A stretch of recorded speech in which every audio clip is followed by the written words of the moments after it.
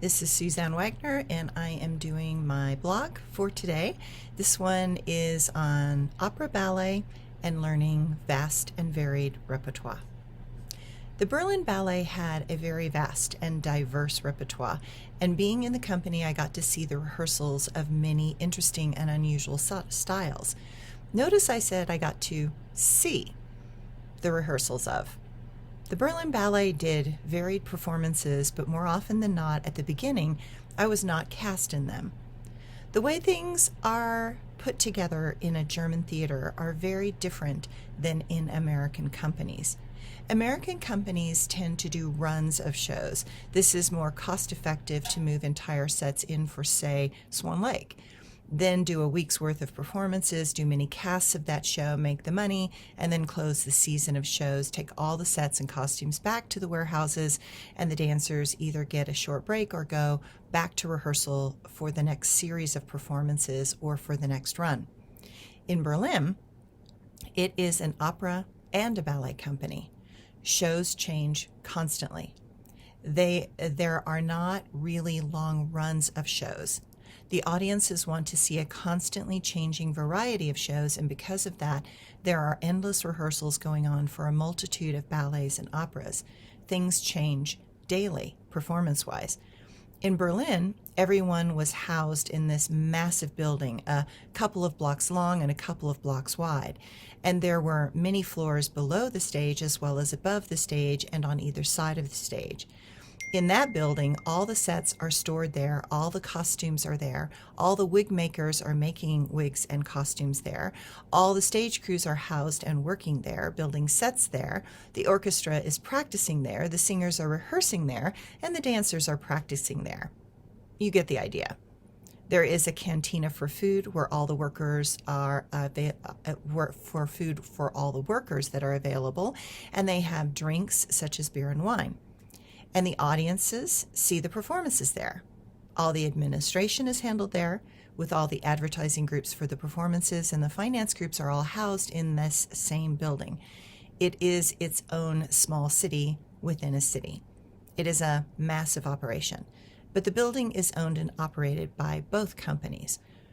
On one level, it saves money because the building is large enough to not have the huge moving expenses or the storage expenses of the American companies. Opera and theater are big business and very important part of the lifestyle of the German population.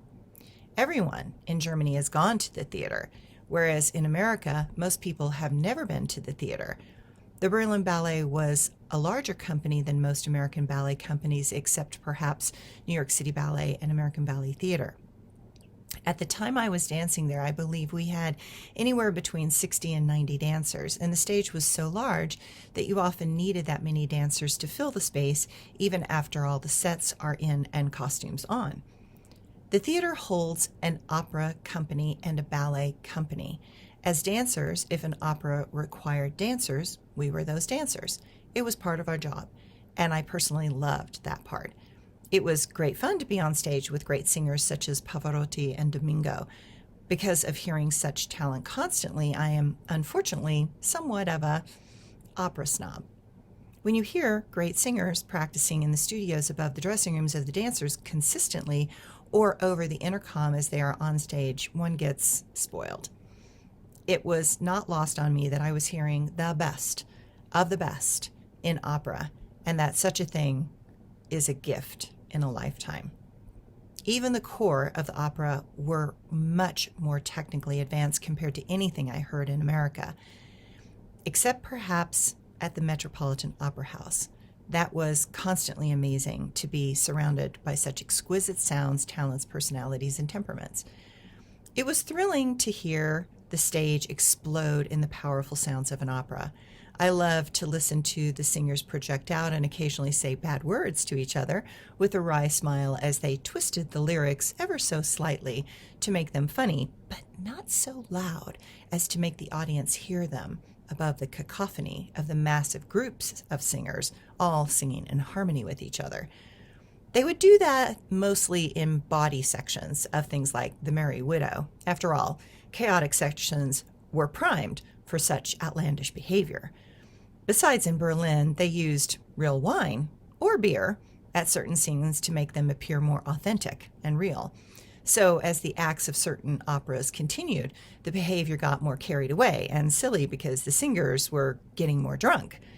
And the orchestra would start missing notes as the acts progressed because they too were drinking beer during intermissions. In performances, cigarettes were really being smoked and add to the atmosphere of bar scenes, though there were ashtrays with water in them on the tables for the fire danger. While ballet is not silent, dancers on a stage tend to be more silent. In a ballet, the orchestra is powerfully generating the music that sets the mood, tone, and rhythm to which a dancer dances, but we are a more quiet bunch, especially compared to the opera. The Berlin Ballet did a lot of classics because they had the huge stages to put on such lavish events, and the company was subsidized by the German government. So they had huge budgets for wig makers, costume and stage designers, and all those people needed to do the big blockbuster performances. Bigger is always better for German audiences. Such audiences are well educated, and because of that, they are picky. They are also uninhibited if they do not like something. They will let you know in no uncertain terms that they dislike something. In general, American audiences will not get rowdy and boo something they do not like. German audiences will. I will never forget a particular performance of Giselle. Rudolf Nureyev was supposed to be guesting with us that night. At that time, he was HIV positive and we all knew it, but the world did not. Rudy was going to Switzerland and having full-body blood transfusions at that time. I know because he told me personally. He was so weak, and these situations threw his electrolytes out of balance. That performance day, he was not well, and by the evening, as we all prepared for the performance, he did not show. In another chapter, I said that shows do not get held for dancers, and that dancers are never late because the show must go on, except for in the case of Rudy. People have paid for tickets, and they have paid a premium to see Rudolf Nureyev, but he was a no-show that night. The director, Gert Reinholm, was scrambling backstage to get another Russian, Vladimir Gelvin, to come perform with Evdokimova at the last minute. Now, Vladimir was one of Eva Evdokimova's regular partners, but just to get thrown in at the last minute is tricky. He had to put makeup on, the costumes had to shift, all the costumes, etc. All the dancers were ready, but the curtain could not go up until Vladimir was warmed up and ready. Needless to say, the audience was grumbling and not happy. Gert Reinholm, the director, came on the intercom and explained in German what was happening, and that the show would go on, but that there was a delay while Vladimir was preparing and that Nureyev was sick and unable to perform. Then the noise in the audience got much louder. Once the curtain went up, 30 plus minutes late, the audience was not happy, but complaining so loudly that the dancers could not even clearly hear the music. I had never seen such a thing. I had never seen an audience act that way. It became so bad that the director put the curtain down because the booing was demoralizing to the dancers. Once the curtain was down, the director went out in front of the audience to say that the ticket booths were open and that if anyone wanted a refund, they could leave now and get a refund, that they were open. But that to please respect the effort of the dancers to be quiet and allow them to do the performance. Half the audience got up and walked out. Half. I was astounded. At least we continued the performance without any further rudeness from the audience. At the end, the Romanian audience gave Vladimir a standing ovation for jumping in at the last minute for Rudy. He deserved that standing ovation. I can't imagine thinking that I have a performance off and then suddenly having to pull my shit together that rapidly and do something very difficult without any rehearsal. This is what I loved about all dancers and performers of live theater. Crazy things are bound to happen, and we discover what we are made of in those moments. Performers are a professional and tough group. Just remember that when you think all ballerinas are so sweet and beautiful, just remember that under that tutu are nerves of steel and a competitive spirit that never stops competing with itself. We are a tough bunch. Not much intimidates us. We don't allow others to define who we are. We always do our best, and the standards to which we hold ourselves is going to be much higher than the opinions that you may have over us. Critics may try to tear us down, but they will never tear us apart. Pedestals are for pussies. We are statues of marble that personify grace and confidence. We chipped away at our own marble and sculpted who and what we are.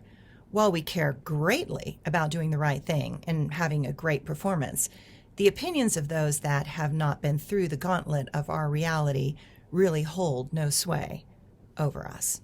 Thanks, everyone.